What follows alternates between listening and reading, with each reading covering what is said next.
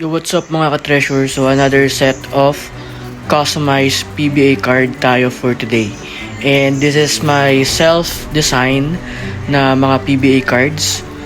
Pero mostly, San Miguel Beermen lang sila kasi yun yung favorite team ko. And ito yung mga favorite players ko by far.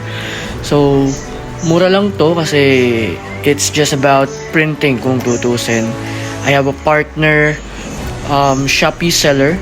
So, siya yung lagi kong binibilan ng mga gantong klaseng customized cards. And I'm really looking forward to have this signed.